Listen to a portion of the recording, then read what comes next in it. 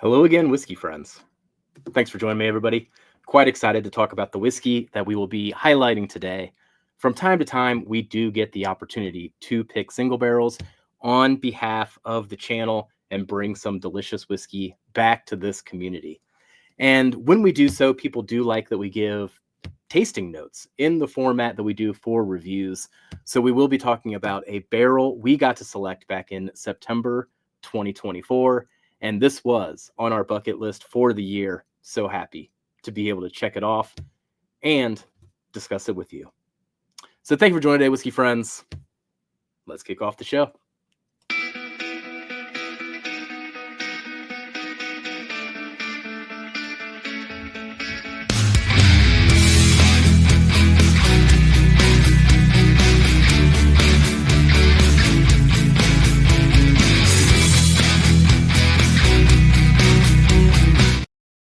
All right.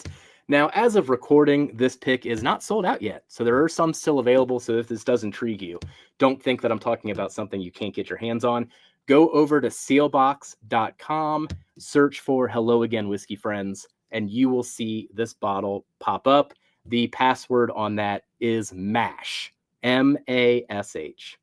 So what we are going to be talking about today is our pick of Hard Truth. Now, we have been talking about Hard Truth a lot lately. I swear we won't be talking about it as much as we have been after this. But in addition to doing our own pick back in September, I mean, since then, they've released so many great bottles that they keep popping up on our channel each and every month. Now, us doing a single barrel has been on our bucket list all year. This journey dates back really to 2023, even before that.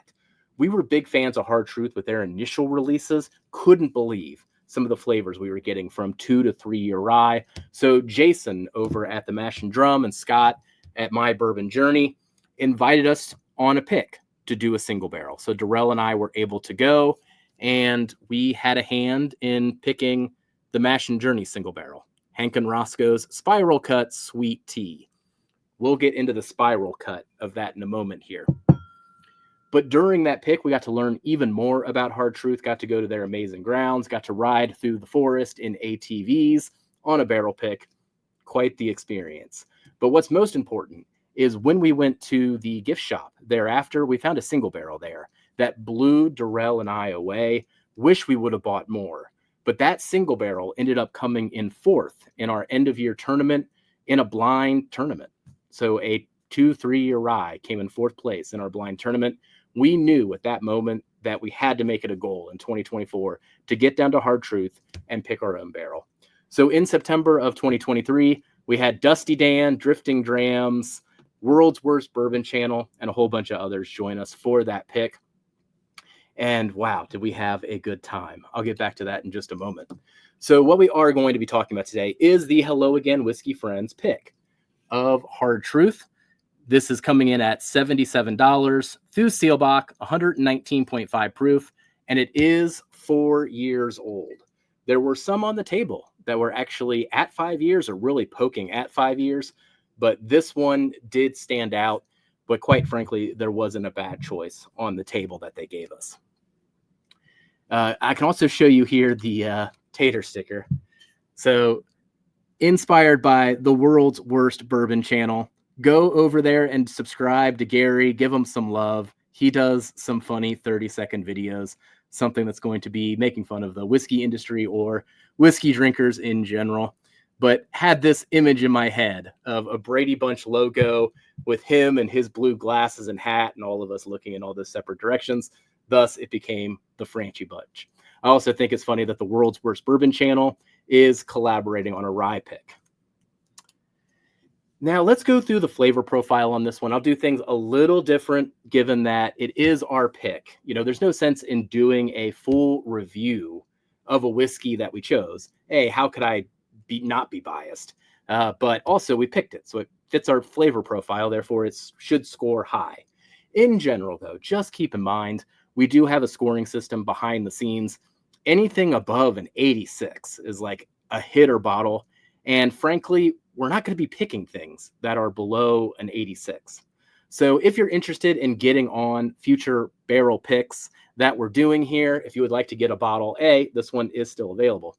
But we also have picks lined up through the rest of the year. The dance card is getting busy. I would say that. I think we're almost to the point where we should probably pump the brakes on picking anymore, and then we can focus on 2026. But got some exciting whiskeys coming up. Now, with this hard truth, the thing that excites us about hard truth is the fruit profile, and that is what we found in this particular glass. Now, I brought it up before, the sweet tea spiral cut that Jason over at the Mash and Journey called this one. The reason for that is at a tasting at Hard Truth, the samples that they give you actually come from different barrel types. So you're not only choosing a single barrel, you're actually choosing a type of barrel. One of the barrels could be a spiral cut.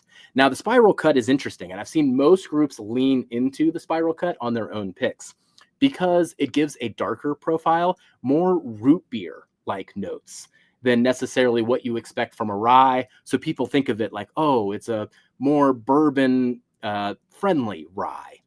I mean, I think ryes are delicious in general, so I don't really buy into the bourbon friendly aesthetic of that. But that's why some people lean into those spiral cuts. We knew going in that we were probably going to get a char 1 barrel because we are so obsessed with the fruits, and we did walk away with a char 1 barrel. So let's get into this thing here. I did put it in the tulip glass here. I think this nose is incredible, and we'll talk about why. Yeah, this gives me a chance to explore this thing. Man, you see the tasting notes to the side of me here. But the thing that is overwhelming to me thus far about this bourbon, or rye, I should say, now that I've been sitting down with this whiskey for a little bit, is the fruit notes. So the fruit notes do pop, and it comes across as apricot. And the longer it's been open, that's even been drifting further into a light peach. So you're essentially just getting this whole range of interesting stone fruits. The apricot on it is almost so pure that I can't think of another example of a whiskey that has this pure of an apricot note if it wasn't finished. Now, it is equal parts sweet and spicy. So you definitely know it's a rye. The other notes that I get on this are the equivalents of buttered rye toast. So essentially, I describe it as buttered rye toast smothered in a sweet apricot preserves. I think it's even more complex than even that description, but that description in itself is pretty darn delicious. All right, let's get into the taste. Mm. So what you can expect from this one, rich and viscous up front and throughout the finish. So it does really well there, giving you a whole lot of flavor consistently throughout. The flavor bomb happens immediately upon taking a sip of it. On the front of the palate, you're going to get hit with all of those fruits, but also a layer of that spiciness. Now, as it goes to the finish, there's something about it that is the apricot preserves, I still think is a good tasting note, but it still comes across even more candy like and even has like the candied sugar all over it too. So think of those peaches or apricots that you can get that are like gummies that are covered in sugar. I mean, that'd be like another angle I could see taken at this barrel.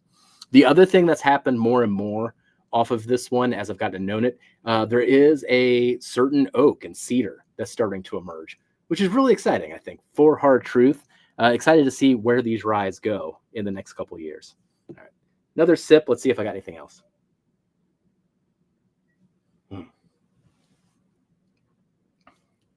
Gosh, it is drifting further and further into a peach.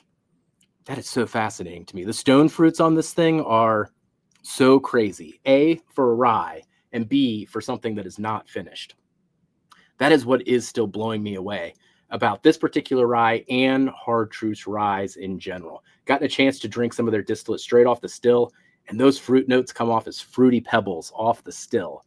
That's why the char 1 barrels don't actually need too much effort in them.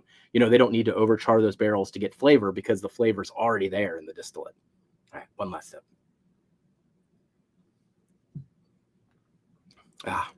Can't wait to sit down with that rest of that pour here. It is like Snowmageddon here currently in Cincinnati, so I'm going to go by the fire and enjoy the rest of that pour in just a moment. So if this does interest you, if you are interested in getting into all of our picks in general, consider supporting us on Patreon.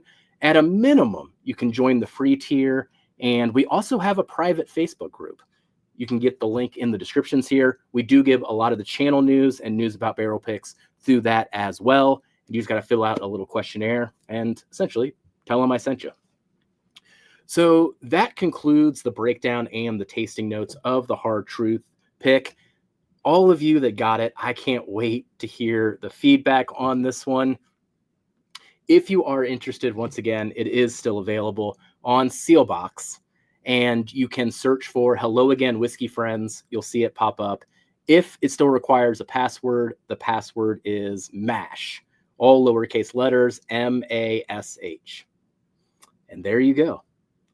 So thank you for joining today, Whiskey Friends. Hopefully that helped with the patrons that were asking for tasting notes, and we'll catch you on the next one. Goodbye, everybody.